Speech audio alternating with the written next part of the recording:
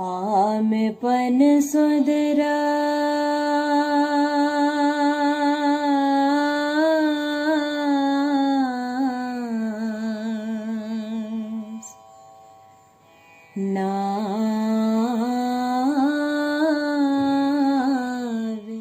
Bonjour à tous et bienvenue sur Orphelia. Alors aujourd'hui nous allons aborder la voie du Tantra du Cachemire, une voie assez délicate puisqu'elle est héritière de nombreuses traditions anciennes et donc il y a aussi des influences bouddhistes et nous allons voir de quoi il en retourne. Et c'est pas du tout connu en France en réalité, le Tantra du Cachemire comme on le pense. Donc ça sera un petit peu une mise en bouche. J'espère que ça sera clair pour tout le monde. Bon, on va commencer par un poème. Un poème, et je vais vous faire le partage d'écran de ce poème-là, afin que vous puissiez profiter de la lecture. Et la poésie provient d'une grande tantrika du Cachemire qui s'appelle Lala.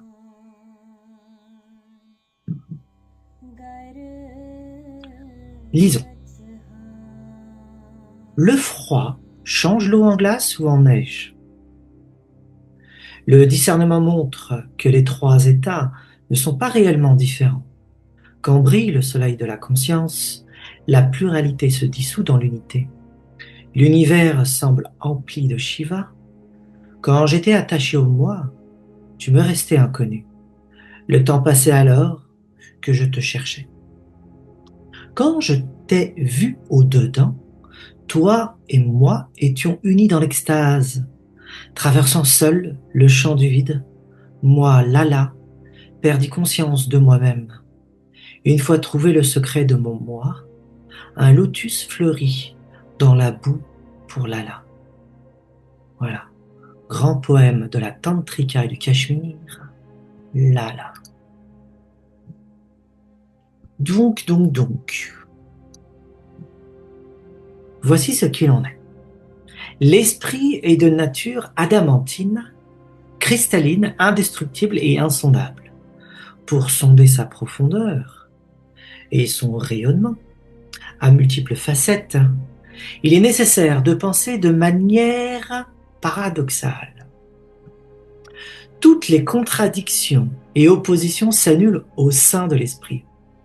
C'est ainsi que les voies spirituelles de l'ascétisme, retrait du monde et contraction en soi-même de la conscience, comme dans l'Advaita Vedanta, et celle de l'étreinte du monde qui embrasse le monde de manière totale, comme dans le Tantra, ne s'opposent pas. Elles expriment la nature paradoxale de l'esprit et qui ne peut être vue et compris qu'à travers cette même nature. Généralement, les hommes cherchent la vérité spirituelle au niveau inférieur et se rejettent mutuellement lorsqu'ils définissent la vérité à cette dimension du réel.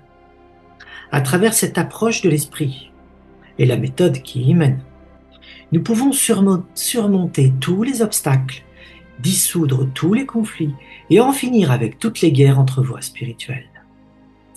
Les voies ascétiques qui voient dans le désir que souffrance et enfermement ne sont que la face inverse des voies de l'étreinte du désir.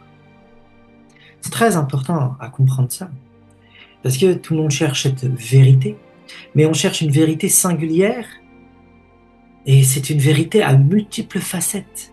La vérité de l'esprit cosmique, de la conscience cosmique, puisque dans le Tantrika, c'est exactement de cela dont il s'agit du Cachemire, il y a une conscience cosmique. À l'inverse du tantrisme tibétain, où il n'y a que vacuité, il n'y a pas de conscience cosmique. On va aborder ce sujet-là un peu plus tard. Mais dans cette conscience cosmique, et même dans la vacuité, l'esprit adamantin, cristallin, indestructible, insondable, est la vérité, mais cette vérité a multiples facettes. Donc il peut prendre tous les aspects, toutes les formes, même les plus inimaginables, même les plus incompréhensibles.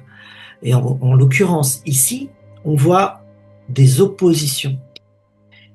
Donc il y a le retrait faut se retirer du monde parce que ce monde est une illusion, comme dans l'Advaita Vedanta, la Maya. Donc tout ceci ne vaut rien. Et dans l'approche tantrique du Cachemire, c'est l'inverse. C'est ce monde vaut quelque chose. Il est expression de la conscience cosmique. On va approfondir cette question. Le désir est important, les émotions, les pensées. Il faut comprendre cet élan-là. Donc c'est une voie pas de retrait, mais une voie où on embrasse le réel, même la perception et tout ce qui nous entoure. Et le désir joue un rôle majeur dans cela. Le désir, l'amour, la beauté et tout le reste. Donc, c'est des voies d'opposition. Mais ce qui est à l'origine de ça, c'est l'esprit. Donc comprenez maintenant. La vérité a multiples facettes. Elle prend des formes différentes selon les cultures, les époques et les voies spirituelles. Et ceux qui regardent les choses d'en bas, d'un peu plus bas, ne sont que dans le conflit de cette vérité, parce qu'ils n'y perçoivent que des oppositions et n'arrivent pas à aller par-delà la dualité de la pensée. Là, on est dans l'esprit, ce qui génère les pensées.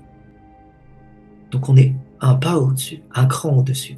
Il faut aller vers ça, il faut tendre vers ça. Maintenant, nous allons aborder la philosophie du Tantra du Cachemire.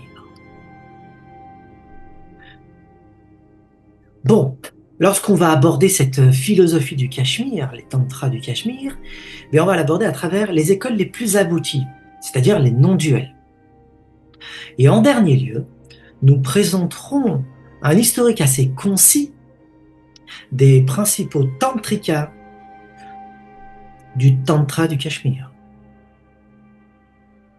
L'école la plus aboutie du Tantra du Cachemire repose sur une non-dualité absolue. Tout est Shiva, conscience pure, et Shakti, son énergie vibrante. Rien n'existe en dehors de la conscience, ni le monde, ni les dieux, ni l'individu. Mais contrairement à l'Advaita Vedanta, qui voit le monde comme une illusion, le Tantra du Cachemire affirme que le monde n'est pas une maya, une illusion. Il est la manifestation de la conscience divine. Chaque chose est donc une vibration, ce qu'on appelle spanda dans le tantrisme du Cachemire. Une onde de la conscience universelle, des jeux de fréquences, d'oscillations, imagés par des danses, tout ça.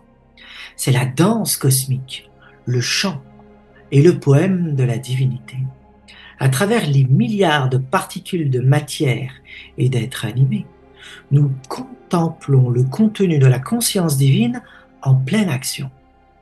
C'est une véritable ode à l'amour et à la beauté que nous appellent les maîtres tantriques.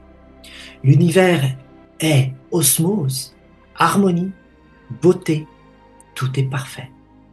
Étant donné que le cosmos est le champ d'expression de la divinité, de la conscience divine qui se contemple et jouit d'elle-même dans son propre espace intérieur sans fin, en reconnaissant et en observant ce jeu divin, nous tombons éperdument amoureux de la présence divine. Le tantrisme du Cachemire et l'Advaita Vedanta disent toutes deux qu'il n'y a qu'un seul réel. Cependant, ils diffèrent radicalement dans la manière de le vivre. Les deux traditions sont non dualistes. Il n'y a pas deux réalités, ni divinité et le monde, ni sujet et objet. Tout est conscience. Néanmoins, leur saveur expérientielle et leur vision diffèrent profondément. L'Advaita Vedanta resserre sa vision vers le transcendantal, tandis que le Tantra du Cachemire offre une vision tant transcendantale qu'immanente. L'aspect transcendant se nomme Shiva, et cet acteur apparaît comme masculin, tandis que l'aspect immanent relève de la Shakti, donc de la part féminine. Nulle scission entre les deux visages de l'esprit dans le tantrisme. Il s'agit de deux regards différents et dont l'un porte vers le dedans et l'autre vers l'arrière. Dont l'un porte vers le devant et l'autre l'arrière. Le dehors et le dedans, l'extérieur et l'intérieur. En un mot, l'esprit et son activité. Ainsi, l'univers entier, je dirais même le multivers, est la manifestation de l'esprit lorsqu'il s'active et il apparaît comme étant la Shakti.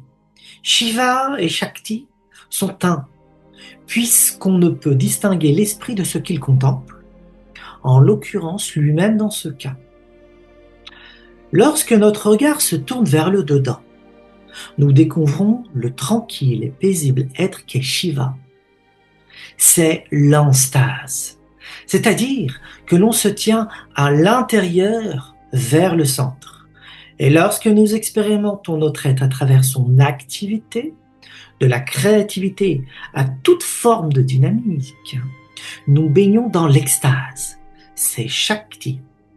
D'après le Tantra, ces deux aspects constituent les deux modalités du connaître.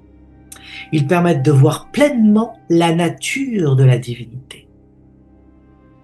Et il n'y a aucune distinction à faire entre la nature de la divinité, Shiva Shakti, et l'esprit humain, et son activité.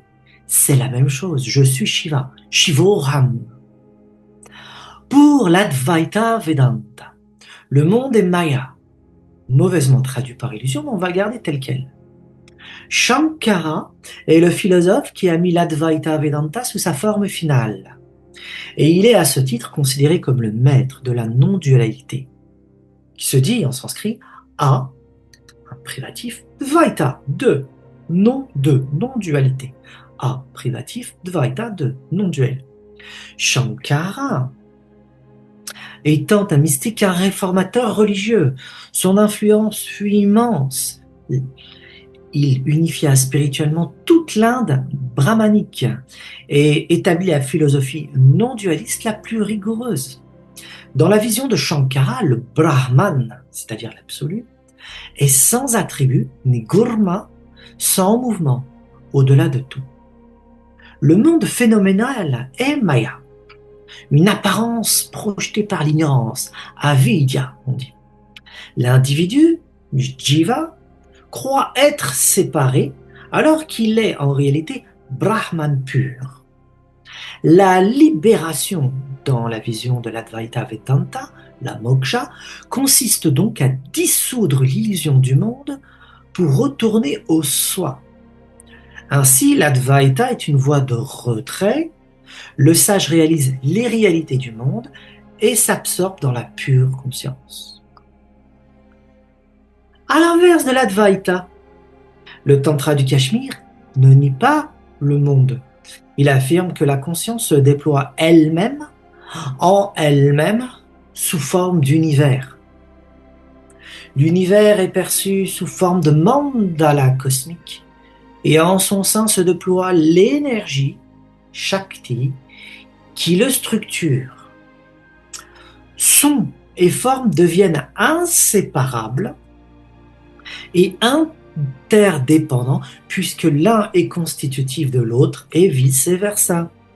Le son émerge de l'esprit, lequel devient ensuite une forme perceptible.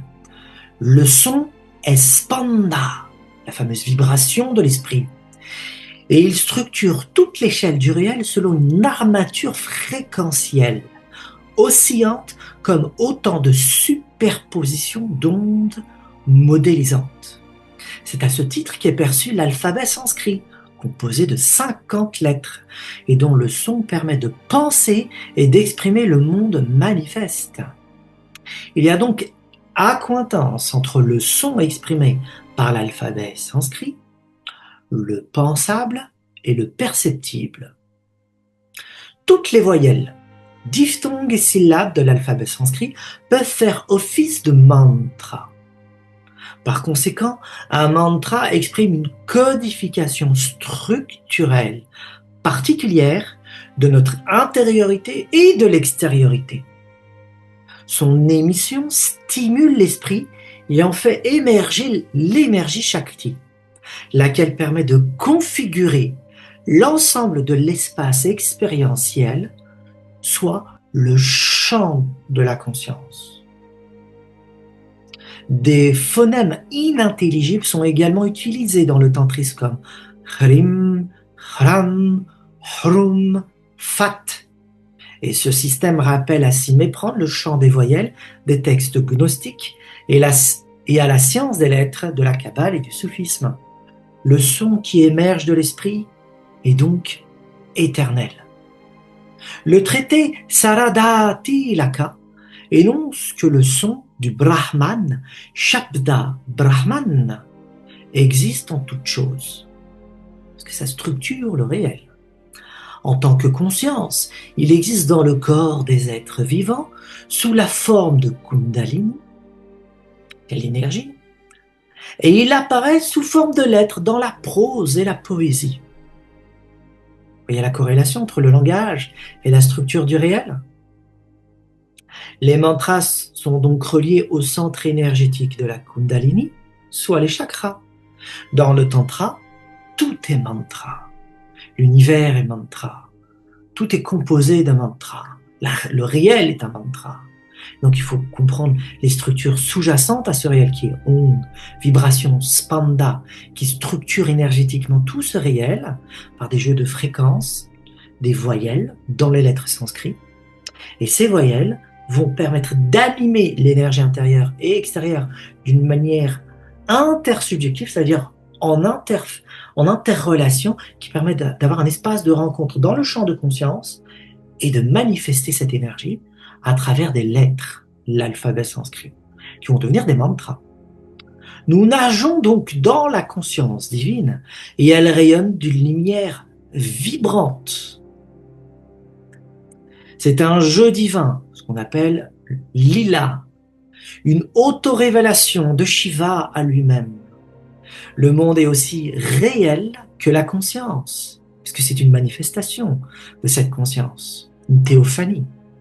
Et il est divin et sacré puisqu'il est la vibration de Shiva, Spanda. Par conséquent, la libération, le fameux moksha, ne consiste pas à fuir la manifestation.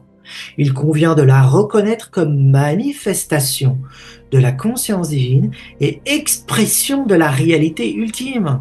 Tout est déjà là. C'est ça que ça signifie. Pas besoin de faire de théories, pas besoin de regarder ailleurs, pas besoin de réfléchir sur autre chose. Tout est là. Il faut savoir observer. Le monde perceptible est une danse cosmique, une musique oscillante, un chant, un hymne, une onde, un océan de conscience de nature divine. Ainsi, le shivaïsme du Cachemire est une voie de reconnaissance, celle du monde comme expression et expérience de la divinité. Puisque chaque forme se constitue d'une onde de fréquence, ce qui rappelle fortement la science du son en physique, qu'on appelle la cymatique, et qui oscille selon une longueur d'onde spécifique, elle dégage de l'énergie dont le flux lumineux apparaît à travers des figures géométriques dans le tantrisme. La figure géométrique est une cartographie mathématique de la constitution sonore d'une forme ou d'une entité, puisque tout est vibration, spanda dans la nature. Nous-mêmes, nous sommes spanda.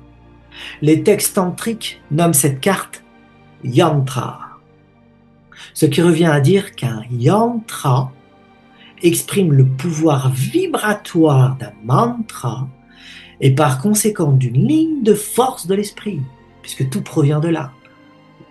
L'esprit produit un son, spanda, les fréquences, les oscillations, produit de l'énergie, shakti. Ceci dessine des lignes de force, donc des structures géométriques. Ces structures géométriques s'appellent yantra. Yantra, ce sont les dessins que vous pouvez voir dans le tantrisme et qui dessinent des formes géométriques, des triangles, des cercles, et ainsi de suite, et qui sont la signature géométrique de l'énergie. Et donc, ça s'appelle un yantra.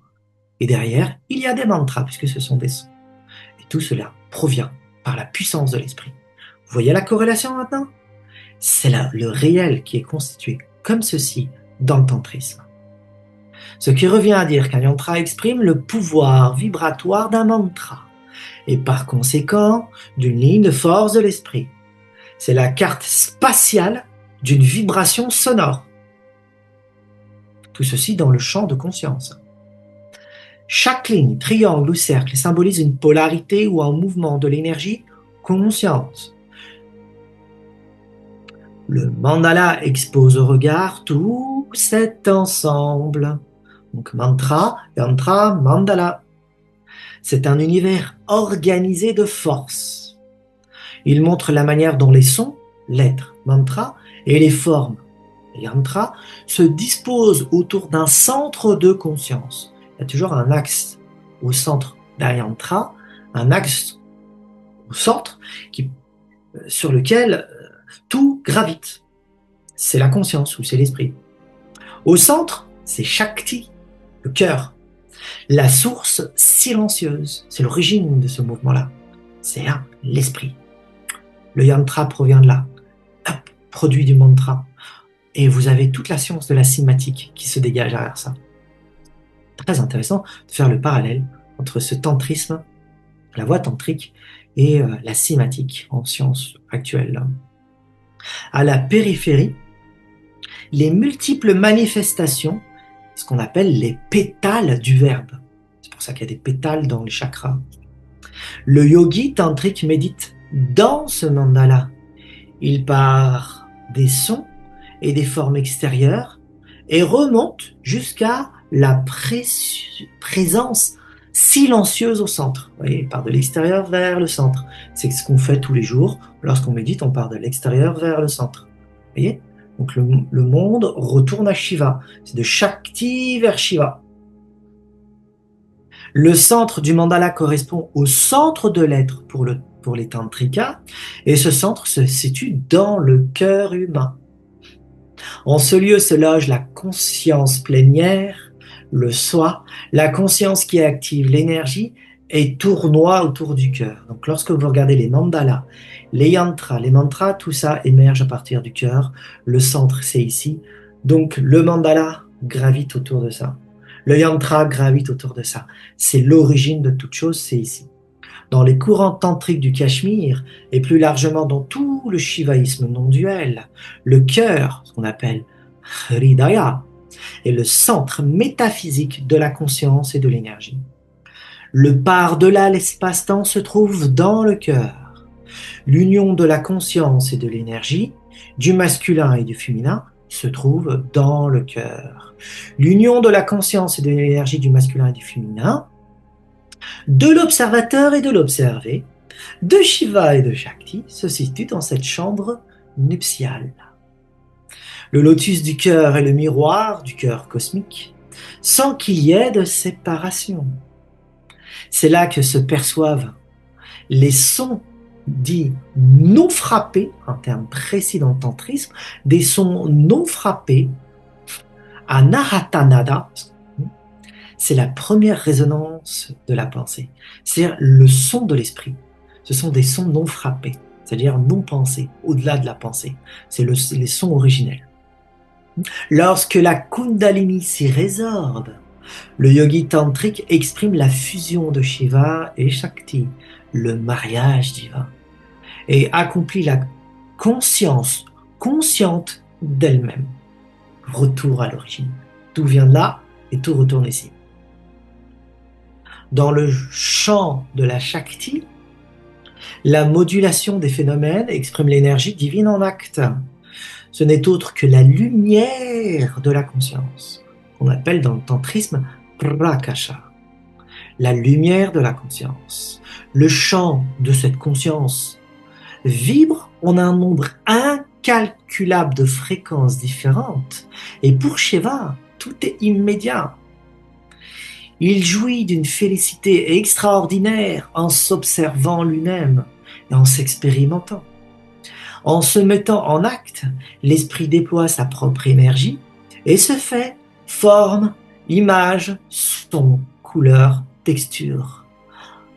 Il est en joie, Shiva, lorsqu'il découvre tout ça. Il se découvre lui-même. En se condensant, l'esprit se singularise. C'est ainsi que chaque parcelle de matière reflète l'universalité.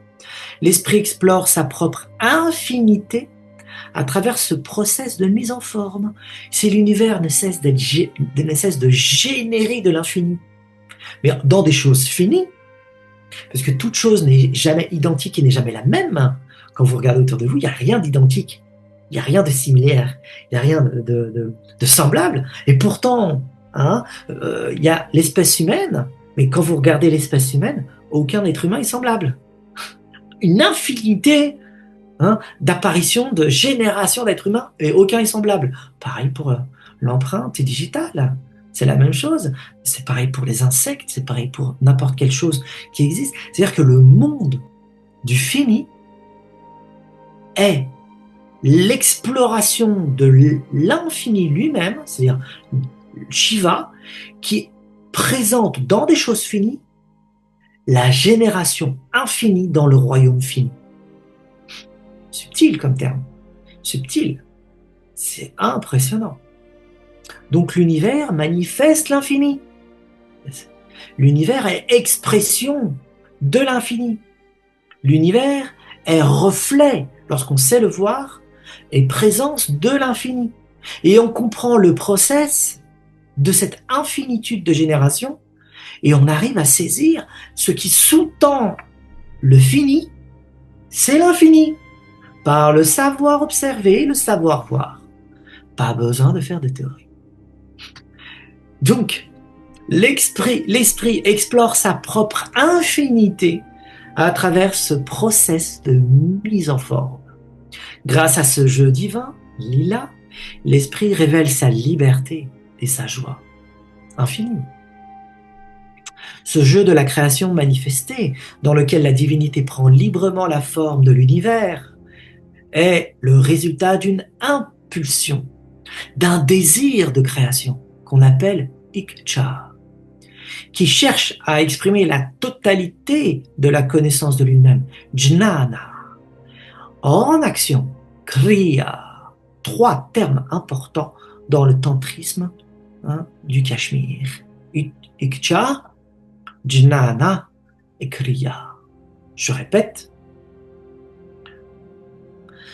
ce jeu de la création manifestée dans lequel la divinité prend librement la forme de l'univers est le résultat d'une impulsion, d'un désir de création, Iktcha, qui cherche à exprimer la totalité de la connaissance de lui-même, Jnana, même racine que gnose, Jnana, en action, c'est-à-dire en dynamique, en mouvement, Kriya. Voici les 3 puissances primaires de la Shakti, de la divinité. C'est-à-dire que la Shakti possède ces 3 modalités d'action. Iktcha, Jnana, Kriya. Le désir-amour cosmique est le tout premier frémissement de Shiva vers l'auto-manifestation. Loin d'être un manque, le désir se révèle plénitude débordante. La connaissance traduit la capacité de la conscience à se connaître elle-même.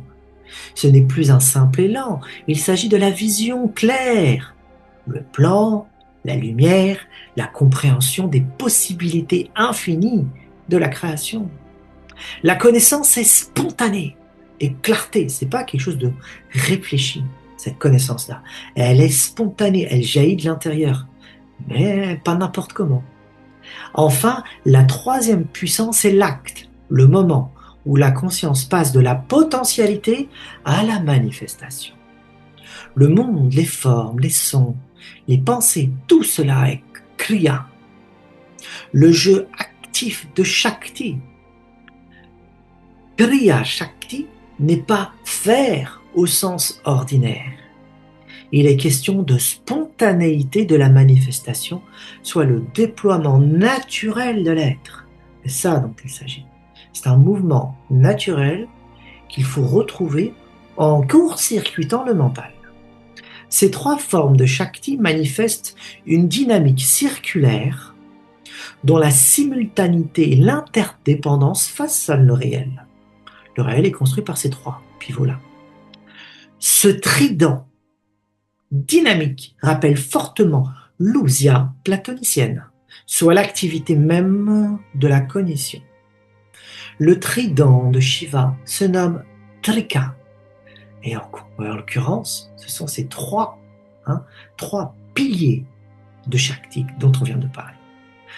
Quand ces 3 puissances sont en harmonie, le monde manifeste la perfection de Shiva.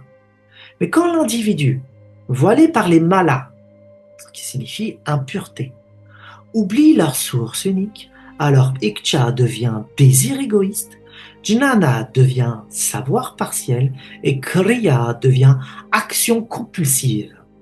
Ainsi, le mal n'est pas autre chose que l'inversion de ces 3 Shakti divines. Ces 3 impuretés ne sont pas des fautes morales, ce sont des voiles de conscience. On ne les reconnaît pas. Le terme reconnaissance est important. Elle crée la sensation d'être moi contre le monde, et donc le mal.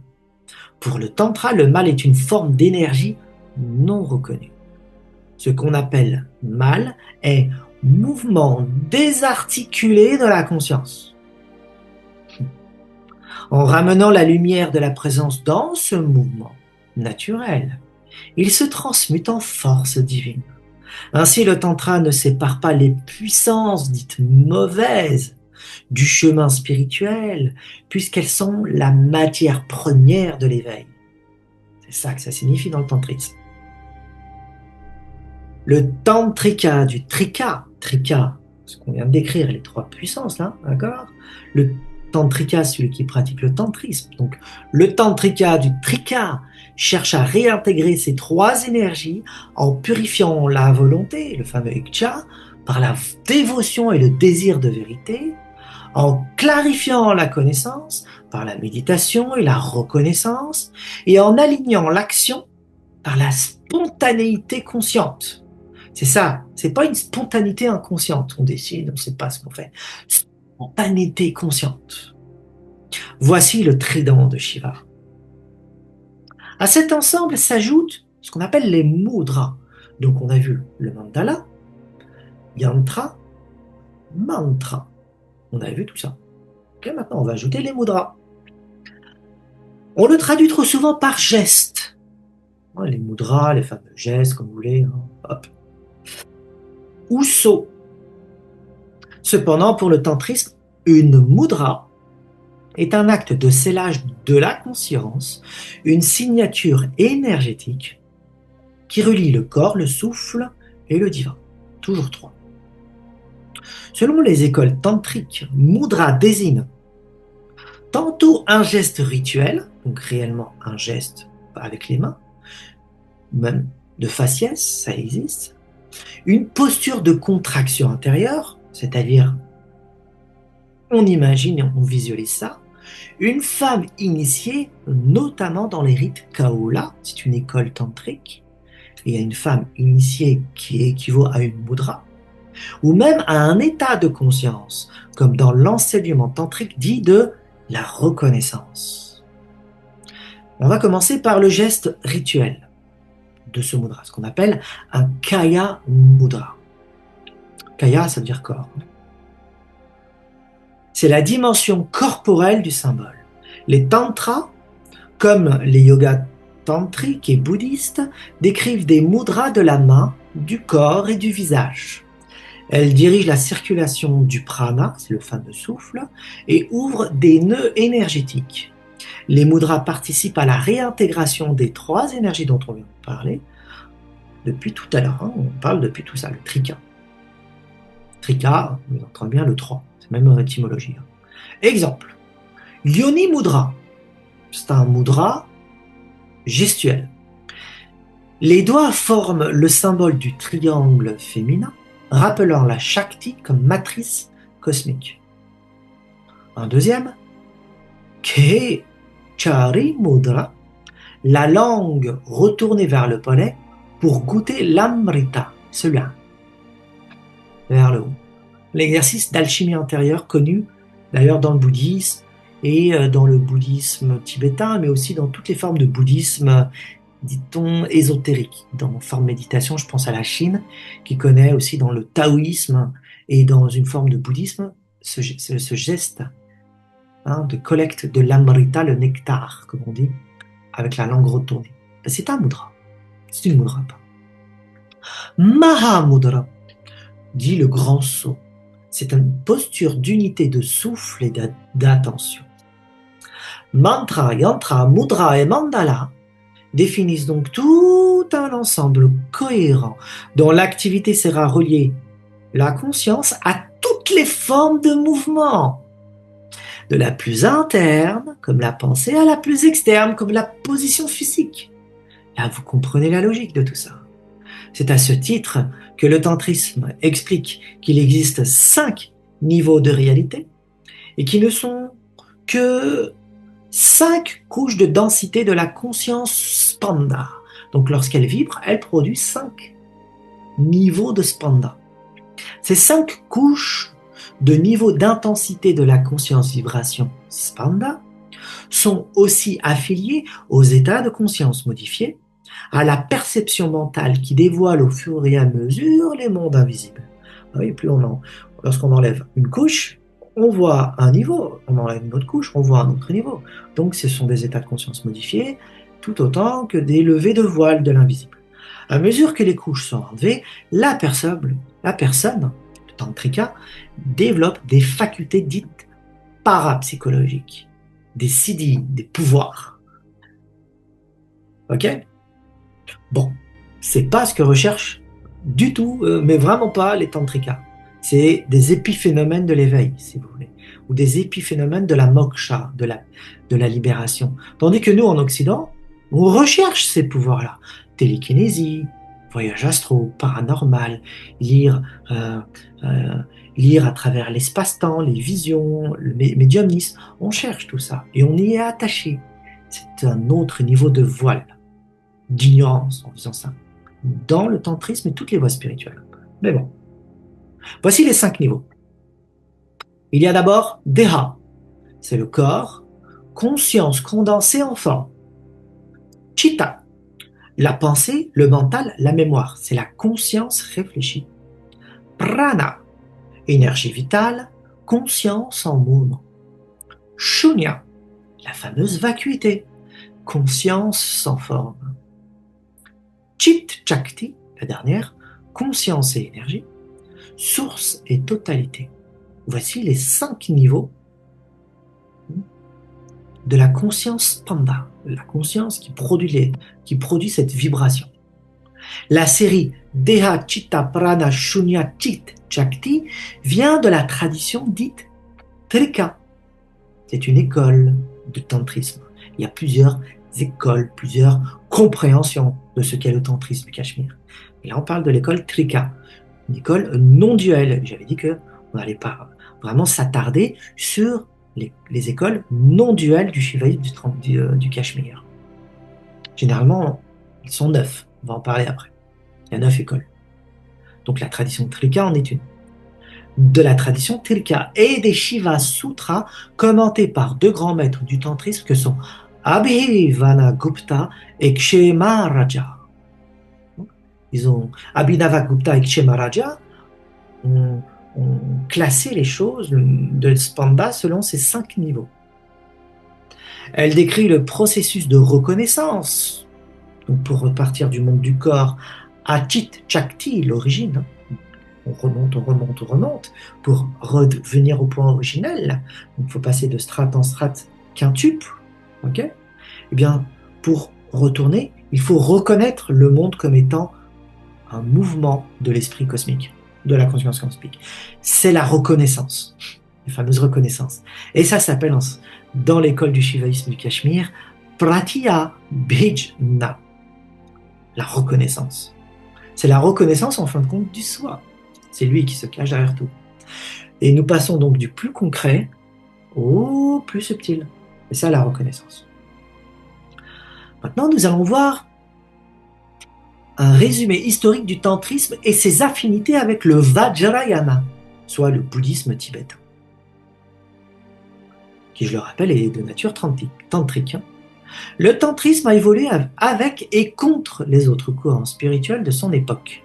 Si le bouddhisme nie toute existence d'une divinité et d'un moi humain, le tantrisme du Cachemire va affirmer leur existence par l'expérience même de la réalité ultime. C'est ainsi qu'ils intègrent la notion de vacuité, comme on l'a vu dans les 5 niveaux, c'est le quatrième. Quatrième, c'est Shunya, c'est vacuité, c'est la conscience sans forme, et au-dessus, il y a le Chit, comme on l'avait dit là, Chit Chakti, conscience et énergie, source et totalité. Donc c'est la source et totalité qui observe d'abord son propre champ de conscience qui est pure vacuité. Et là, nous changeons de dimension entre la relation de la vacuité dans le tantrisme du Cachemire et ce qu'en disent les bouddhistes. Oui, il y a une autre lecture de la vacuité dans le tantrisme du Cachemire. Quatrième, non pas dernier, mais au quatrième, parce qu'au-dessus, il y a vraiment une conscience. C'est Shiva. Donc, Shiva est au-dessus de la vacuité dans le tantrisme du Cachemire et au-dessus de tout ça. Bon. C'est ainsi qu'ils intègrent la notion de vacuité dans son propre système spirituel. Et pour le tantrisme shivaïque, la vacuité bouddhiste n'est pas l'ultime réalité, mais l'espace infini et sans forme de la divine conscience.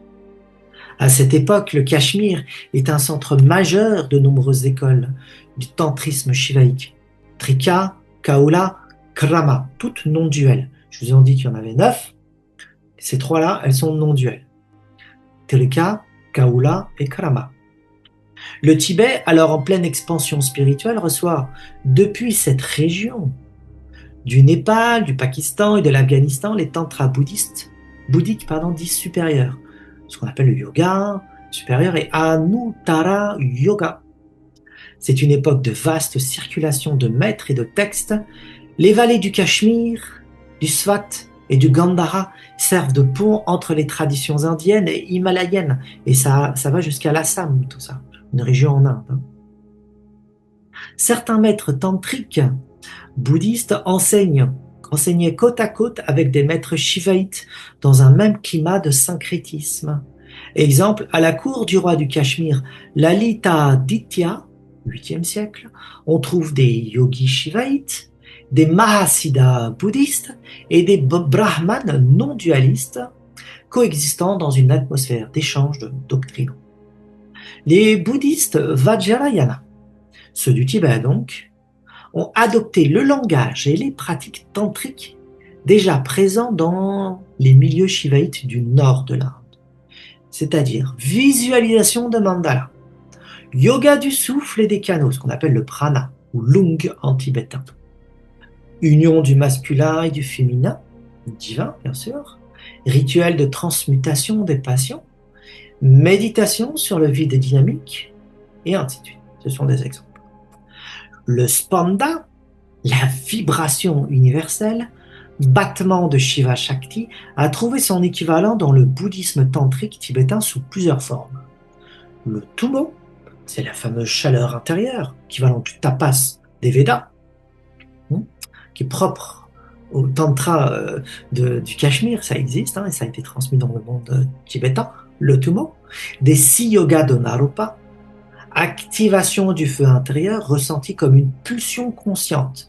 Et ça, c'est passé aussi dans le monde Chan et dans le monde de l'alchimie intérieure, dans le taoïsme, de la Chine et dans la sphère asiatique jusqu'au Japon.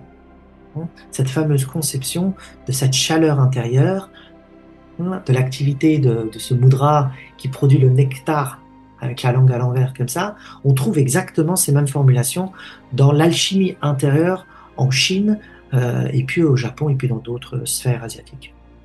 Notion de Chandali, alias Kundalini, c'est le nom qui est donné dans les textes tantriques du Cachemire. Chandali, l'énergie féminine de feu, alias Daikini, les yoginis, comme décrit dans le texte tantrique Hevajra Tantra. La notion de bindu, espèce de goutte de conscience, des semences de conscience, comme mentionné dans le texte tantrique Kalachakra Tantra. Voilà, ce sont des exemples. Ces pratiques visent, comme dans le Trika, à fusionner conscience et énergie, Shiva et Shakti, sans qu'il y ait de divinité à part entière. On parle alors dans le bouddhisme tibétain d'union de la vacuité et de la claire lumière. Le triptyque du Cachemire, dont on a parlé tout à l'heure, qui forment le trident de Shiva, volonté ou désir, connaissance et action, a été intégré dans le bouddhisme tantrique sous la triade Kaya, qui veut dire corps, Vak, donc corps, Kaya, Vak, parole, et Chitta, esprit. C'est ce qu'on retrouve dans les textes tantriques du Tibet actuellement. On va trouver ce terme Kaya, Vak, Chitta, d'accord, qui veut dire corps, parole et esprit de Bouddha, de l'esprit. Chaque niveau est purifié et divinisé dans les pratiques du yoga tantrique tibétain, de la même façon que le yogi cachemérien unit Ikcha, Jnana et Kriya. J'espère que vous ne vous êtes pas perdus, je fais pas à pas, de manière pédagogique, j'ajoute à chaque fois un terme nouveau, afin que vous puissiez suivre la ligne directrice. Je sais qu'il y a plein d'infos, mais la vidéo est faite pour ça, en ligne, elle est dispo quand vous voulez, vous la regardez quand vous voulez, vous arrêtez quand vous voulez, vous la reprenez et vous relisez, vous écoutez, hop, parce que le texte, bien sûr, il va être disponible dans le Discord. Si vous voulez l'avoir tout de suite et regarder la vidéo plus tard, faites-le, parce que c'est important de pouvoir comprendre l'altérité dans la spiritualité. Sinon, on croit que sa spiritualité est supérieure à toutes les autres et on pense que sa croyance est supérieure à toutes les autres. Eh bien, pas du tout. On n'a rien compris de la métaphysique, de la spiritualité de haute densité. Sinon, on est en dessous, on est dans les conflits, dans les guerres et les règlements de compte. Et on pense qu'on est dans la bonne vérité. Or, la vérité, c'est adamantin, un diamant. Plusieurs facettes. Chacun l'observe selon un angle différent et l'expression même de cet esprit adamantin se présente d'une manière différente, comme je l'ai signalé au début. D'accord? Donc, essayez, tous ensemble d'ailleurs, essayons d'atteindre ce niveau de connaissance, de compréhension dans l'expérience, pour ne pas tomber dans le piège de ses propres illusions au niveau spirituel. Ça y est, j'ai atteint. Non, t'as rien atteint. T'as atteint un niveau. T'as pas atteint le niveau. Bon. Des figures, on va reprendre notre lecture, comme Matsyendra et Goraksha, ce sont des yogis shivaïtes, assez connus dans le monde du tantrisme, du shivaïte.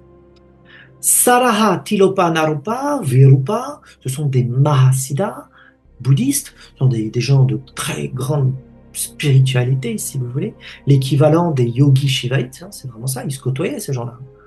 Ils vivaient dans les mêmes milieux. Les yogis cachemiriens et les bouddhistes tantriques se partageaient également les mêmes techniques de yoga. Contrôle du souffle, le fameux pranayama. Ok. Méditation dans les canaux subtils, et il y en a 3, et c'est les mêmes structures, chez les Tibétains et dans le Tantra du Cachemire, les mêmes structures. Et d'ailleurs, vous le connaissez aussi, Ida, Pingala, Sushumna, les 3 canaux. C'est ce qu'on retrouve dans les textes du tantrisme tibétain, avec le fameux Chumo, la chaleur qui s'éveille, qui véhicule dans les 3 canaux. C'est les mêmes choses. Donc les canaux subtils.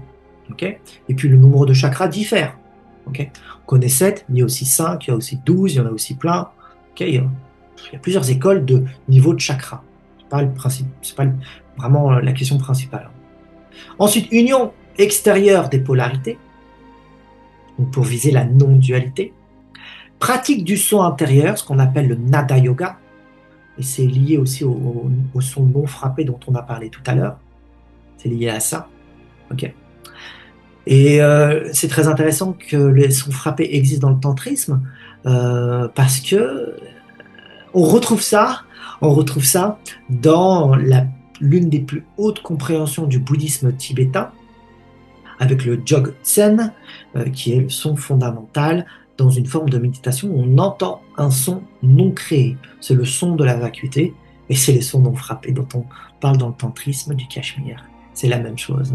C'est une lecture similaire de la même réalité. Mais le tantrisme ne va pas aborder, comme vous voyez, de la même manière la vacuité du bouddhisme. Okay. Il y a un cran, pour le bouddhisme c'est supérieur, il n'y a pas plus haut pour le tantra du Cachemire, c'est un cran légèrement inférieur. Au-dessus, il y a la conscience cosmique de Shiva. Les influences étaient bilatérales. C'est pas qui dit influencer l'autre, c'est les deux se sont mutuellement influencés. Mais la philosophie non-dualiste du Cachemire, Trika et Kaola, a servi de socle théorique à plusieurs formulations tibétaines ultérieures. Mais on voit rien que par le terme vacuité que le tantra du Cachemire a été influencé par le bouddhisme. Vous voyez, Shunya, même le terme est là. Nous avions parlé précédemment des 5 couches de l'esprit. Nous retrouvons ce même schéma dans les textes tantriques du bouddhisme tibétain. Là aussi, il y a 5 couches. Prenons un exemple avec l'instigateur du bouddhisme tibétain en la personne de Padmasambhava. Ce personnage mériterait toute une série de vidéos, tellement il est extraordinaire. Avant d'arriver au Tibet au 8e siècle, Padmasambhava était formé dans les cercles tantriques du nord de l'Inde.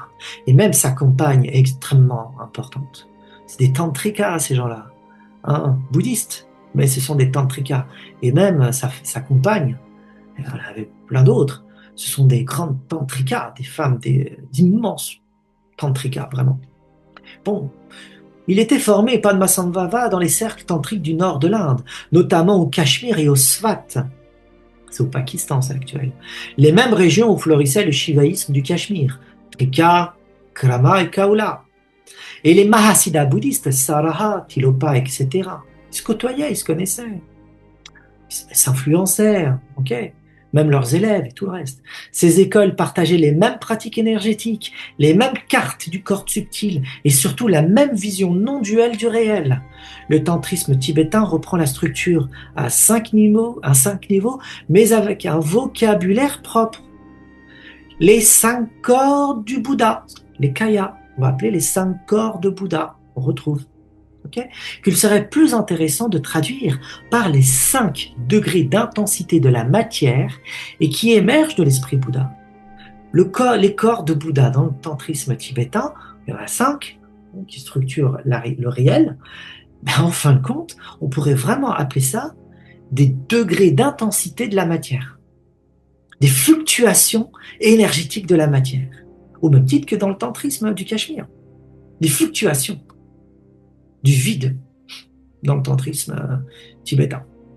Il existe également un lien avec les 5 niveaux de la conscience dans le bouddhisme tibétain, les 5 sagesses, les 5 Bouddhas, avec les 5 niveaux exprimés dans le tantra du Cachemire.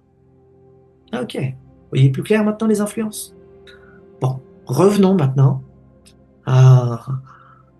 au tantra du Cachemire. Et on va parler du Shaktipat.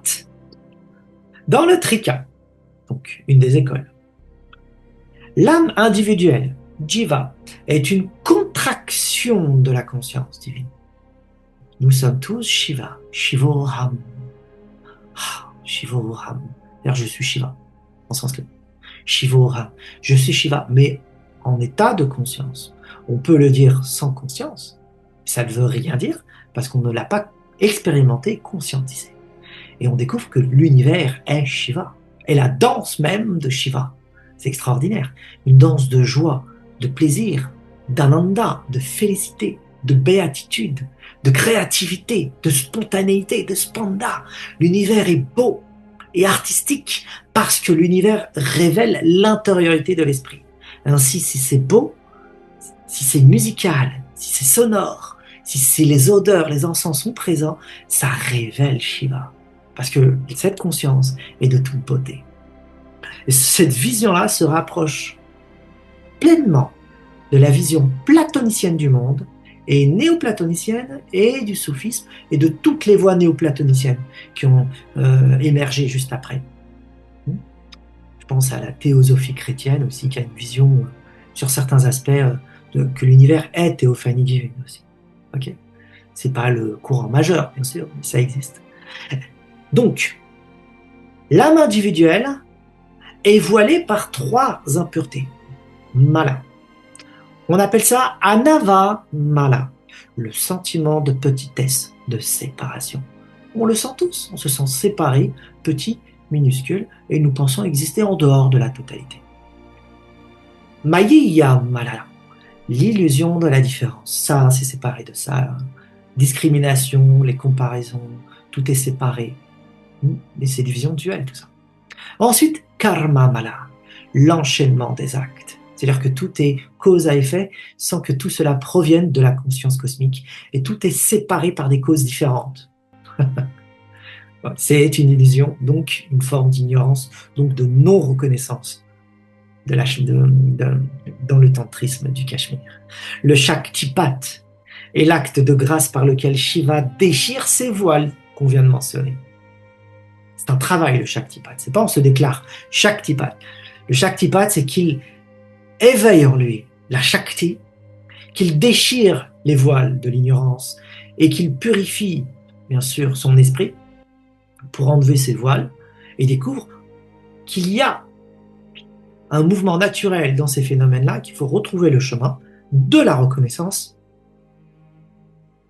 On reconnaît ce mouvement vers quoi tendent tous ces mouvements-là. Le mouvement du trika revient d'une manière dynamique, tout est parfait. Le Shaktipat, c'est l'expérience, ou plus exactement, le processus de grâce par lequel la conscience suprême Shiva éveille en un individu à travers sa propre énergie, Shakti, Shaktipat. Shaktipat signifie littéralement la descente de la puissance énergétique consciente. Ok ?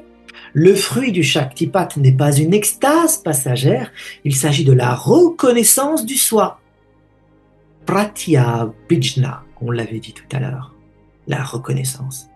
Donc le Shaktipat, c'est un homme éveillé. Le Shaktipat, c'est quelqu'un d'énergétique, qui remplit beaucoup d'énergie, qui l'éveille en lui la Kundalini, et le travail de reconnaissance est fait. Les voiles d'illusion s'évanouissent, les impuretés disparaissent, se dissolvent, la personne perçoit les choses telles qu'elles sont, et il enlève les couches, les 5 couches dont on a parlé tout à l'heure, de la conscience. Il les surmonte une à une. Vous voyez ? Maintenant, les Dakini, complètement reliés à la Shaktipat. Les Dakini. Dans le tantrisme, les Dakini et Shakti ne sont pas de réalités distinctes. Il s'agit de la conscience vivante en mouvement, l'énergie créatrice du réel. Shakti désigne l'essence pure de l'énergie, tandis que les Dakini en sont les expressions différenciées. Le mot Dakini signifie celle qui se déplace dans le ciel. Cela renvoie à l'énergie qui se déplace dans l'espace vide de la conscience, la vacuité de la conscience, nommée aussi éther de la conscience. 4e niveau.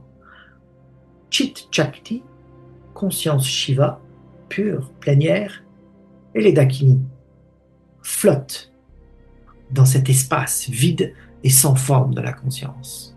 C'est de l'énergie, c'est des Shakti. Okay. Elles sont donc les vibrations conscientes de Shakti lorsqu'elles entrent en relation. On les dit enseignantes et messagères de la vacuité. Elles symbolisent le pouvoir dynamique, sauvage, intuitif et libre de Shakti, la fameuse spontanéité.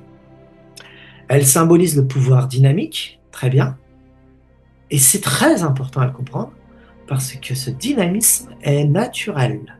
C'est pas le faire pour le faire comme aujourd'hui. C'est la spontanéité. Okay ?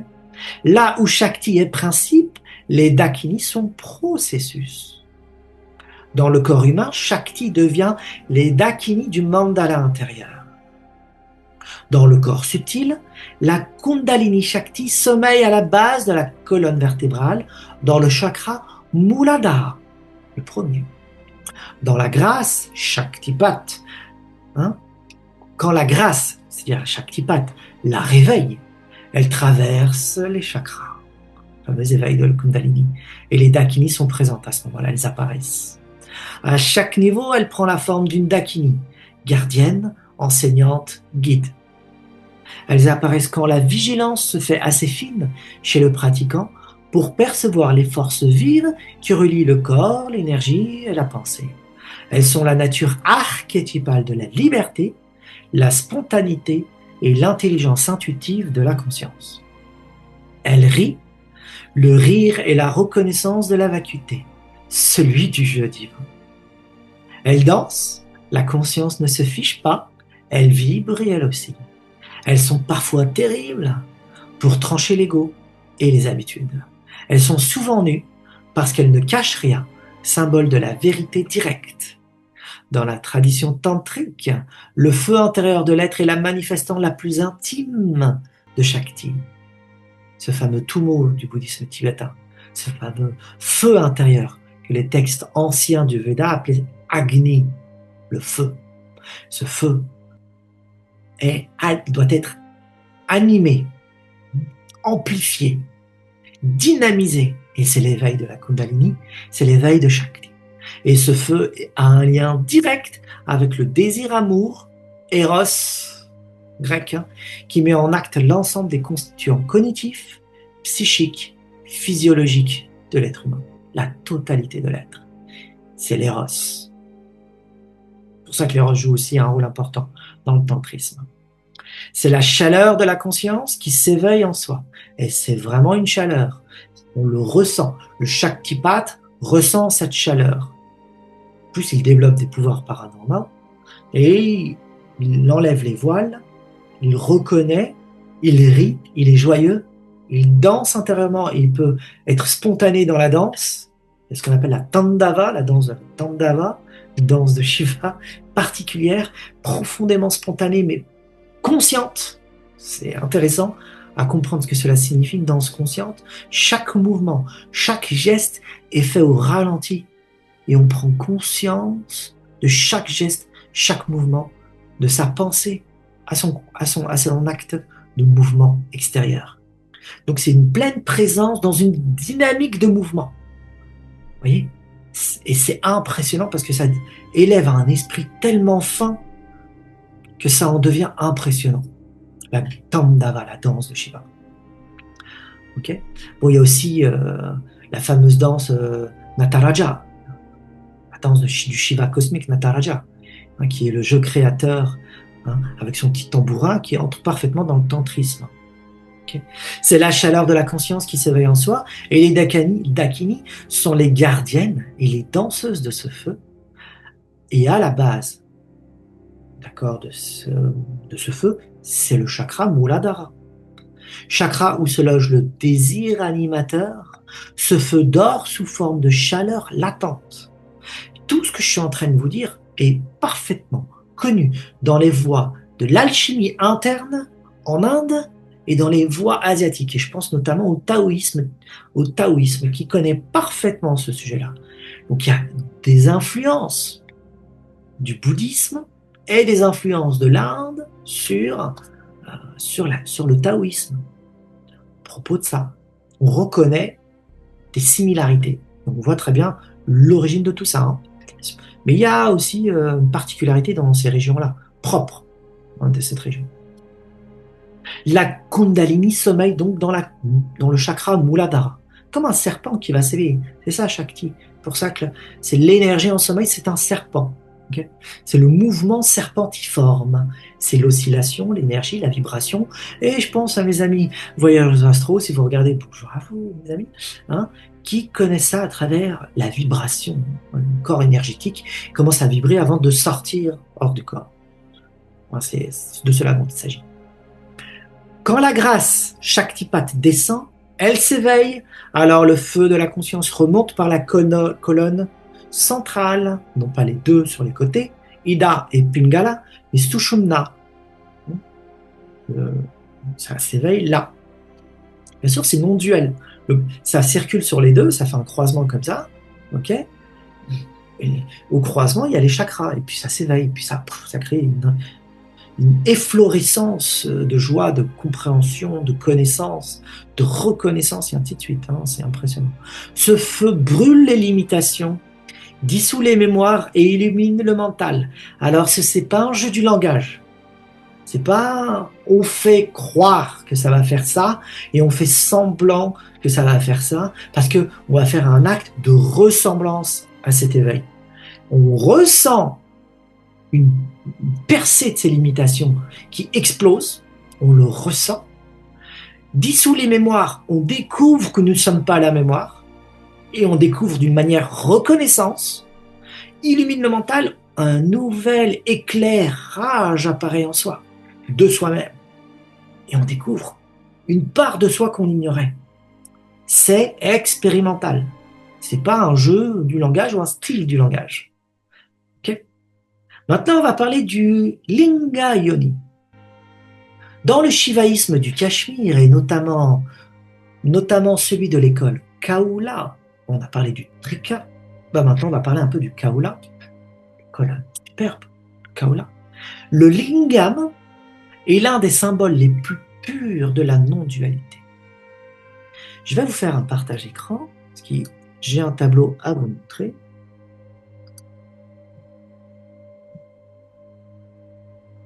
Ok. Bon. Shiva, c'est Linga, ou le lingam, comme vous voulez. L'axe de la conscience, principe immobile, pur témoin, l'observateur.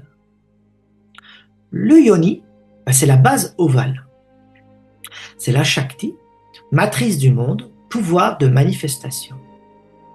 Et union linga-yoni, c'est la fusion du transcendant et de l'immanent, du silence et du mouvement.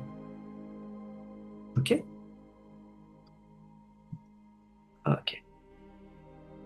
Donc, ce lingam qui forme une espèce de cône, là, comme ça, et le yoni qui est le plan horizontal où l'on voit un petit serpent, une petite ondulation comme ça qui circule à l'intérieur d'un creux et qui est un yoni, qui a une vulve.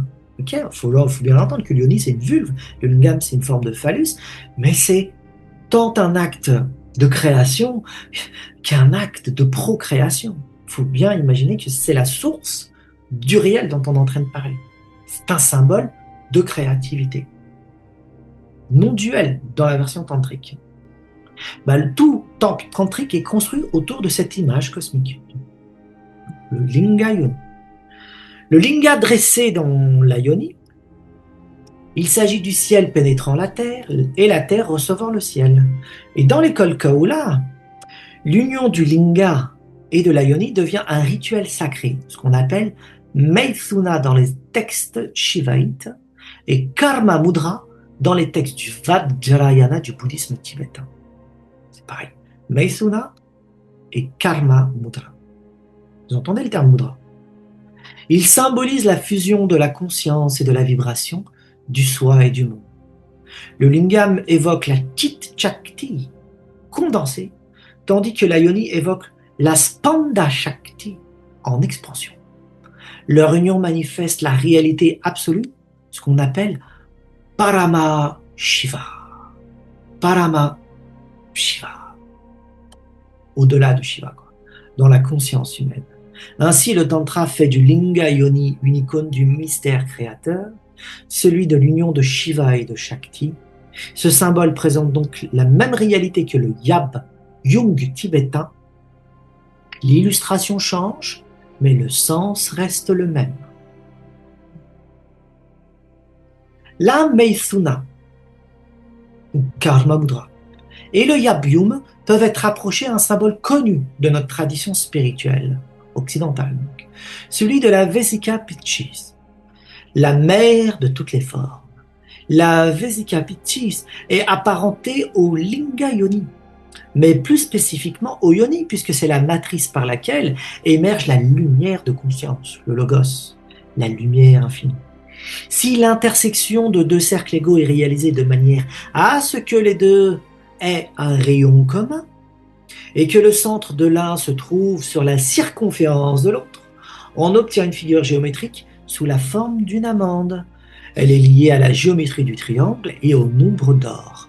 Elle signifie la médiation des opposés, donc non duel.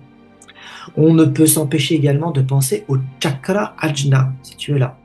Le troisième œil situé au front et qui évoque l'œil intérieur qui observe toute chose selon un regard non duel, unifié. C'est l'œil de l'esprit qui observe le manifeste. Il se tient donc par-delà toute forme. C'est l'observateur qui contemple le réel et qui le transperce. Dans les tantras shivaïtes, la Maithuna n'est pas érotisme sacré, à la poubelle, au sens moderne du terme. Nous avons affaire à une science de l'union de la conscience Shiva et de l'énergie Shakti est vécu à travers les plans du corps, du prana et de l'esprit. Les 3 corps de Bouddha, diraient les bouddhismes tibétains. Le corps, la parole et l'esprit du Bouddha. Donc il faut bien concevoir que nous sommes dans une réalité complètement différente face à cet érotisme sacré. C'est beaucoup plus vaste que cet érotisme sacré qui réduit la conception du Maitsuna ou du Karma Mudra. Le Yabgyum, le fameux Yabgyum, cette relation charnelle entre 2 êtres qui produisent réellement un acte réel, sexuel, mais ça inclut beaucoup plus vastement une vision où la conscience est intégrée dans l'acte, l'énergie, la visualisation, il y a tout. Enfin, je vais vous montrer. Vous allez voir que ça n'a rien à voir avec de l'érotisme sacré. Okay. On pourrait même penser que vraiment les mystères dionysiaques de la Grèce ancienne, eh bien, ça pourrait être quelque chose de similaire. Les bacchanales romaines. Peut-être. Il y a tellement de choses de perdues qu'il faut reconstituer, reconstruire, rechercher dans les mystères dionysiaques, que ça demanderait une plus grande investigation, on va dire. Je laisse la porte ouverte à cette recherche. Maitsuna vient de la racine sanskrite, myth, s'unir, se rencontrer. Il désigne l'union de la part masculine et de la part féminine de chaque élément du cosmos, de l'homme et de la femme dans l'acte fécondateur, du microcosme et du macrocosme, et encore du soi et du tout. La Maitsuna est l'un des 5 M Panchamakara des Tantra Kaula. Je vais vous montrer maintenant plusieurs tableaux. Ok, ça vous permettra d'y voir un peu plus clair sur la sacralité du rôle d'Eros dans le tantrisme, qui n'est pas, comme vous le voyez, à bannir, qui n'est pas à contrôler, mais qui a à épanouir, On embrasse tout ça, mais on l'embrasse à un niveau supérieur. Il y a une sublimation du désir, sublimation de la conscience, à la manière de Carl Gustav Jung, et ça dépasse même la visée de Carl Gustav Jung. Il y a de la métaphysique, ce que Carl Gustav Jung ne sait pas. Il n'a pas inscrit de métaphysique dans son process psychologie des profondeurs. On pourrait plus profondément parler de Carl Gustav Jung dans cette affaire. Allons-y, partage d'écran.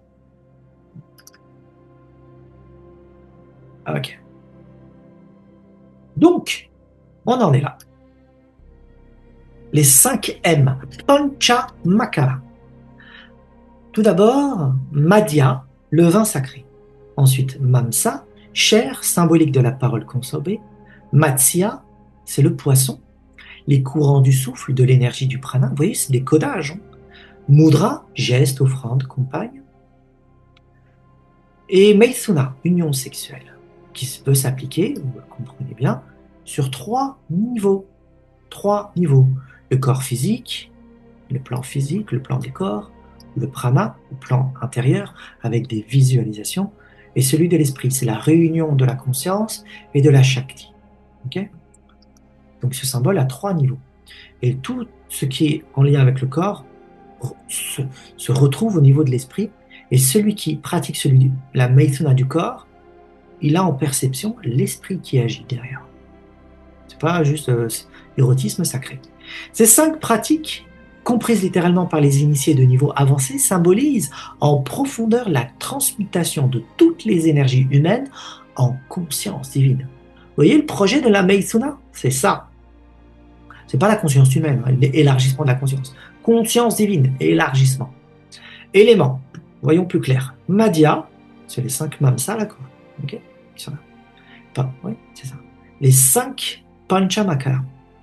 Madhya, le vin, le sang symbolique, l'extase divine, le nectar de la conscience, la fameuse Amrita. Mamsa, c'est la chair, la parole consommée, assimilation de tous les sons dans le silence. Matsya, c'est le poisson, le double courant du souffle vital, les 2 canaux, Ida et Pingala. Mudra, le geste ou la compagne initiée, l'attitude intérieure d'offrande, le saut énergétique du cœur. Maitsuna, l'union sexuelle, la fusion de Shiva et Shakti. Ces 5 éléments représentent les 5 actes de la conscience qui partent du multiple vers l'unité. Et là, vous remarquez bien, du multiple vers l'unité. Ok, pardon, c'est du multiple vers l'unité. On remonte tout ça. Et cette remontée du vin à l'union sexuelle, vous voyez, c'est impressionnant. De l'extase divine ou à la fusion de Shiva et Shakti, c'est réellement un retour à la non-dualité. La dispersion des forces est réunifiée de manière graduelle, émergence, maintien, dissolution, occultation et révélation. Dans les cercles Kaula, ces 5 M étaient offerts dans les rites nocturnes du cœur, ce qu'on appelle Chakra Puja. Chaque participant y incarnait un aspect du cercle des hommes et qui dessinait la forme d'un mandala. La coupe de vin circulait comme symbole du nectar divin, comme on l'a signalé. La nourriture, les sons et la respiration étaient sanctifiés. Et dans certains lignages avancés, l'union rituelle du Meithuna, le corps d'un homme et d'une femme, l'union sexuelle, scellait la dissolution de la dualité. Vous voyez, c'est tout un projet qui relie l'union sexuelle entre deux êtres. Il y a toute une vision spirituelle et métaphysique qui relie. Et c'est la dernière phase. C'est pas n'importe qui faisait ça.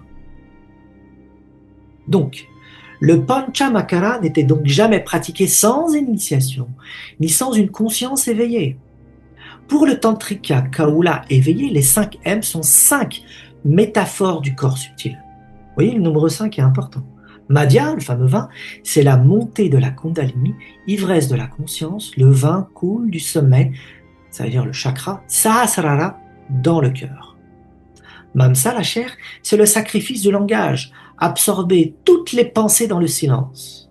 Matsya, le poisson, c'est la respiration consciente, fameux pranayama, les 2 souffles devenant un seul courant central, Sushumna. Mudra, le geste, c'est la stabilité du regard intérieur, le sceau qui maintient la conscience unifiée.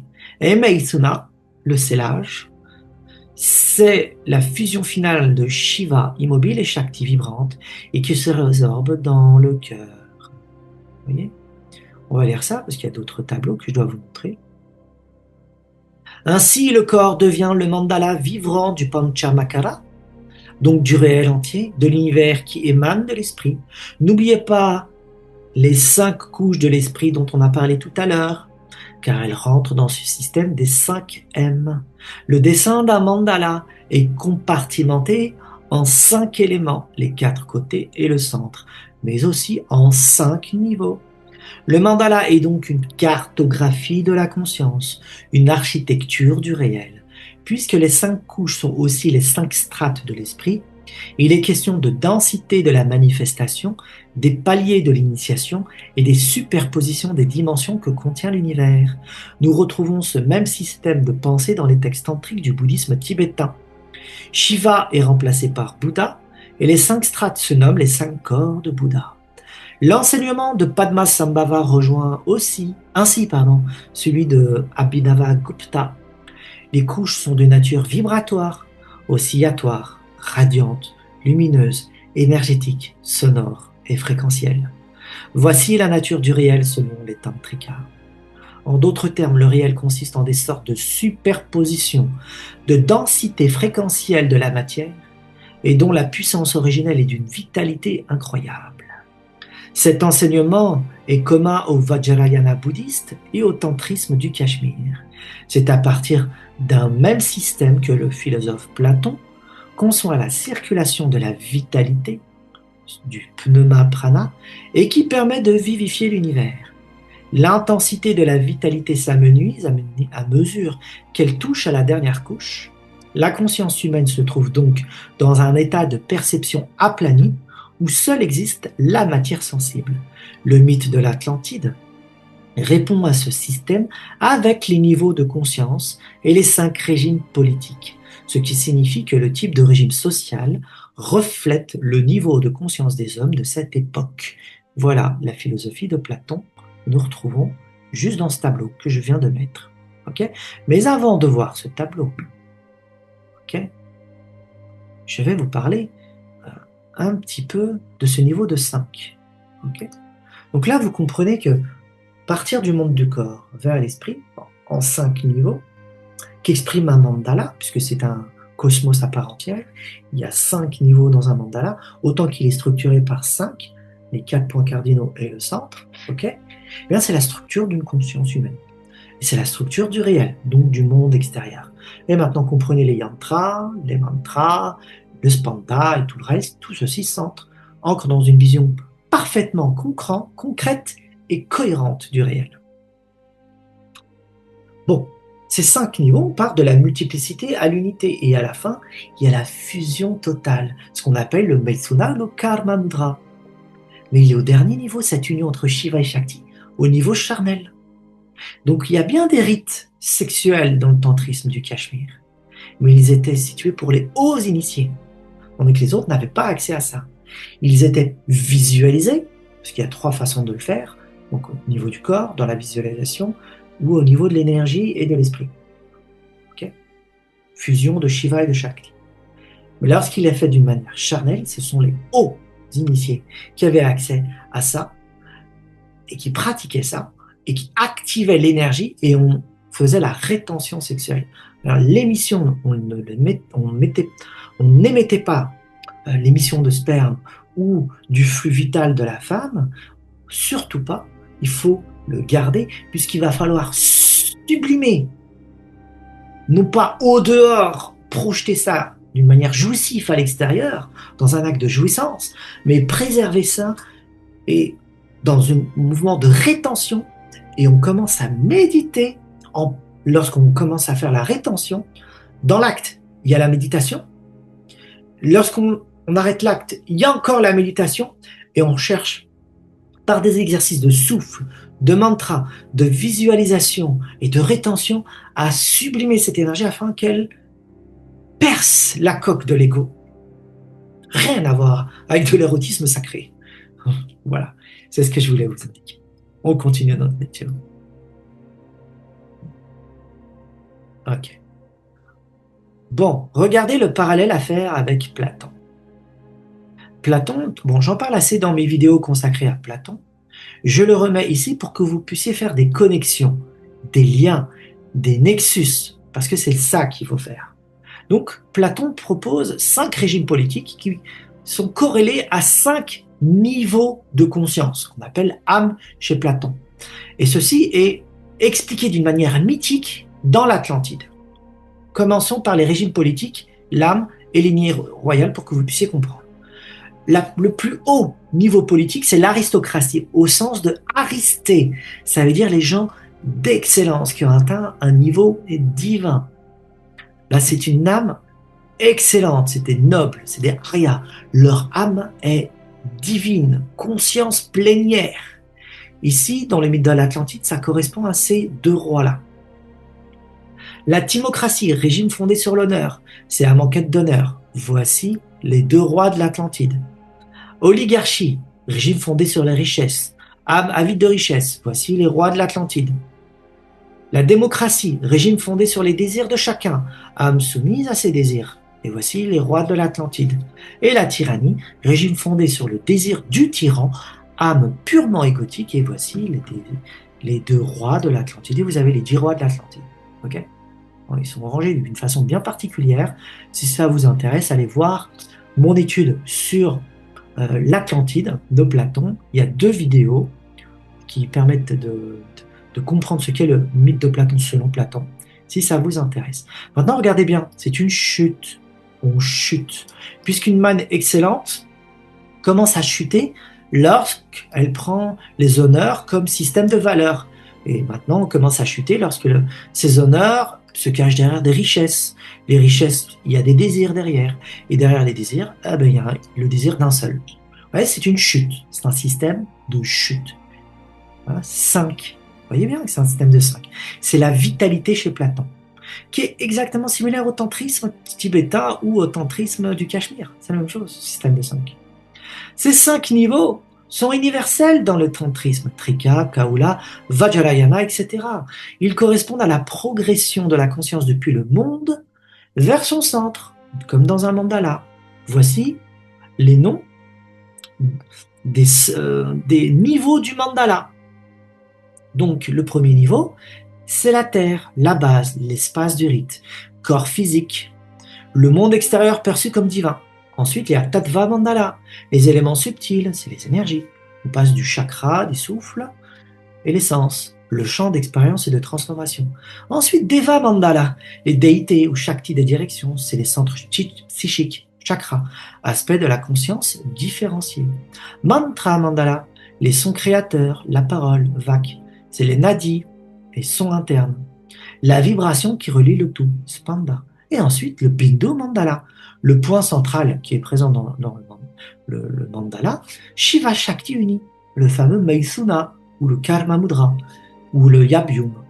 C'est le cœur subtil, Hridaya, réalisation du soi, la conscience absolue. Et Abhinavagupta explique dans son ouvrage Tantra Loka que le mandala symbolise les 5 actes de la conscience divine, Panchakritya.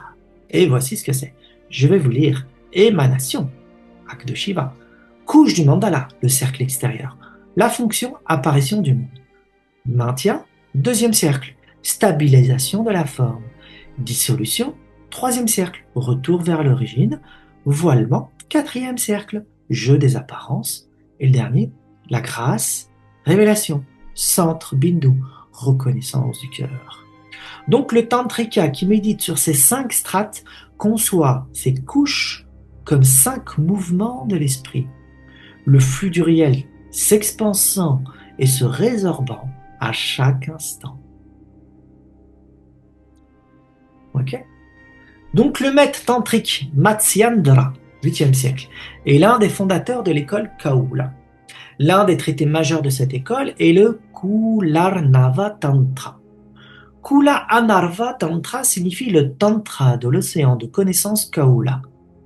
Comme dans beaucoup de textes du Tantra, nous assistons à un dialogue entre Shakti aux divers noms et Shiva également aux divers noms. Ici, Shiva va délivrer à Shakti la globalité des enseignements qui représentent le nectar, océan, de connaissance de la voie Kaula. Le Kularnava Tantra distingue 3 approches. Toujours 3, vous remarquez. Gauna, c'est la symbolique. Les 5 M sont des pratiques mentales. N'oubliez pas, on en a parlé de ces 5 M. Vaidika, ritualisés. Ils sont offerts symboliquement sans contact physique. Et Kaula, c'est suprême. Ils deviennent expérience directe de la conscience où toutes les oppositions sont fondues. Le terme Kaula vient de Kula, la famille, la totalité, c'est-à-dire la réunion de toutes les énergies divines dans un seul cœur. Dans les écoles Kaula du Cachemire et de l'Orissa, le Maithuna charnel est pratiqué dans le cadre du rituel secret Chakra Puja, par un couple initié, consacré et purifié. Ce qui le rend Kaula. Les 2 partenaires ne sont pas amants, mais devas, des êtres éveillés. Rituel intérieur, respiration, tout ceci lors de l'acte. Comprenez bien que les 2 partenaires ne sont pas des amants, mais ils se perçoivent comme des dieux, comme Shiva et Shakti. L'homme est Shiva et la femme est Shakti. Et ce qu'ils vont faire, c'est la réunion suprême, la création suprême et la réunification suprême. Okay ? Ce sont des êtres éveillés qui accomplissent ça. Et en même temps qu'ils font l'acte, il y a un rituel intérieur qu'ils accomplissent. Respiration, mantra et visualisation du mandala. Donc ils font ça en même temps. Ensuite, absence d'éjaculation, ce qu'on appelle la rétention. L'énergie est sublimée, je vous en ai parlé tout à l'heure. Voici ce qui se passe à l'intérieur de ce rite secret.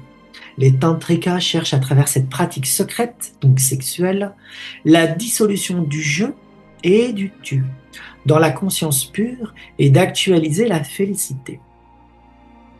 Ainsi, le Kaula ne sacrifie pas le sexe, il fait du sexe le miroir du cosmos, le temple où le jeu divin s'accomplit. La femme n'est donc pas un instrument de plaisir, ni l'homme, parce qu'il ne cherche pas le plaisir. C'est pas un érotisme, il ne cherche pas la jouissance, mais ils sont réciproquement la déesse incarnée et la divinité masculine. C'est mythique, il faut un acte mythique. Le chakra Svadhisthana, littéralement le lieu du soi établi, est le centre de la Shakti fluide, associé à la puissance du désir purifié, Ikcha Shakti. C'est ici que réside la force créatrice brute qui, dans le Maithuna tantrique, doit être éveillée et transmutée vers le haut, jusqu'à Anahata et Sahasrara, donc des niveaux supérieurs de chakra. Donc on éveille à travers l'acte sexuel, le Maithuna, l'énergie, donc on éveille Shakti en soi, chez sa partenaire et en soi, et ensuite, par des visualisations, des mandalas, des récitations, des actes de respiration yogiques, vraiment, c'est un yoga, hein, on est dans un acte yoga, hein, yogique, ok, eh bien on va chercher à faire traverser cette énergie au niveau de chaque chakra, de chaque niveau de chakra, la montée de la Kundalini. La jouissance sexuelle ordinaire se transmute en jouissance divine. Donc on ne va pas mettre des émissions puisqu'elle va être sublimée et la félicité va arriver en soi, la jouissance intérieure. Et c'est impressionnant, hein, parce que l'extase intérieure se transforme en jouissance divine. C'est ce qui permet de percer la coque de l'ego. Le Maithuna Kaula active donc Svadhisthana, pulsion créatrice, puis la fait remonter par la Sushumna, acte central, jusqu'au Sahasrara, couronne, Shiva conscience. La Maithuna tantrique ne vise donc pas l'orgasme, mais l'absorption dans la vibration pure du spanda, la saveur rasa de l'immédiateté où tout est un. Alors, origine, le sens tantrique, le rite Kola secret, le fameux Kaula chakra. Très bien. Et regardez ce petit secret. Lata sadhana. Sadhana, c'est une pratique. Okay, Lata sadhana. Le sens tantrique. Pratique Kaula ou la déesse vivante, c'est une femme initiée, hein, éveille la Kundalini par le mouvement spiralé. Donc, lors d'une Maithuna, elle produit un mouvement spiralé, celle de la déesse, dans l'acte, afin de faire activer en elle et chez son partenaire l'énergie Shakti. Donc le centre actif Svadhisthana Chakra, c'est l'énergie fluide, c'est le désir qui s'est purifié. Le but, sublimation du désir, cela mène vers l'extase consciente et la félicité Ananda. Et le résultat, union de Shiva, Linga et Shakti, Yoni, dans le cœur. Le Maithuna tantrique a également 3 niveaux de lecture. Okay. Extérieur, union rituelle d'un homme et d'une femme consacrés dans le cadre du culte Kaula. Le sens spirituel, l'union est un acte d'adoration mutuelle, chacun voit l'autre comme Shiva ou Shakti. Intérieur, fusion des souffles, prana, apana, du feu et du nectar dans le corps subtil. Le corps devient le mandala vivant du couple divin. Et le suprême, para, union mystique de la conscience et de l'énergie dans le cœur. Dissolution de la dualité, éveil de la non-dualité. Vous voyez, hein, tout le but, c'est une spiritualité assez profonde, une grande métaphysique. Les 9 écoles du Tantra du Cachemire. L'immense yogi Abhinavagupta a classifié toutes les écoles antérieures à lui et de son vivant dans son monumental ouvrage, le Tantra Loka, l'ensemble des pratiques tantriques en 9 écoles, de la plus dualiste au non-dualiste. Chaque tradition correspond à une manière de percevoir Shiva et Shakti, c'est-à-dire la relation entre la conscience et son énergie. Les 3 écoles que sont Trika, Krama et Kaula, on a exploré d'une manière générale Trika et sur certains aspects Kaula sont non duels et donc hautement métaphysiques. Nous passons avec ces écoles de la plus rigoriste et rituelique à la plus intellectuelle et philosophique. Les textes tantriques et principaux de ces écoles sont, voilà si ça vous intéresse d'aller plus loin. Certains textes sont traduits, d'autres non. Ok ? Parce que le tantra du Cachemire n'est pas du tout connu, vraiment. L'école Trika, voici les textes principaux. Le Malini Vijaya Tantra, le Vijnana Bhairava Tantra et le Spandakarika. L'école Krama, c'est le Kali Krama. L'école Kaula, Kabichka Mata, le Yagini Hridaya Tantra et le Tantra Loka. Regardons maintenant qui sont les grands maîtres historiques du Cachemire. Voilà, comme ça vous avez un tableau récapitulatif de l'historique. Donc au IXe siècle, on a Vasugupta, et avec lui, on a des textes, c'est lui qui est l'auteur de tout ça, hein, le Shiva Sutra Spandakarika, révélation directe sur le mont Mahadeva, fondateur du système non-duel. Kalata Spandavritri ou Spanda Sandoha, disciple de Vasugupta, développe la doctrine du Spanda. Bon, vous l'avez compris, on en a longuement parlé. Somananda Shiva Drishti, premier exposé de la Pratya Bijna, la fameuse reconnaissance du soi. Uptaladeva, Ishvara Pratya Bijna Karika et Vritri, philosophe majeur, établit la logique de la reconnaissance divine. Lakshmana Gupta, lui, l'enseignement est vraiment oral. C'est le maître d'Abhinavagupta.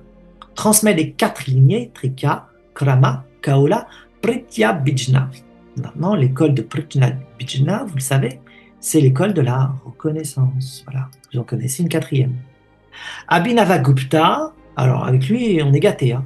Tantraloka, Tantrasara, Paratrishika Vivarana, Ishvara Pratya Bijna Vimaratsini, Malinini Vijaya Vivitri. Synthétise toutes les écoles avec lui. Trika, Krama, Kaula, Spanda. Voilà, il y a une école qui s'appelle Spanda aussi. Pratya Bijna, c'est le Shankara du tantrisme. Du tantrisme, hein, du Cachemire, faut préciser.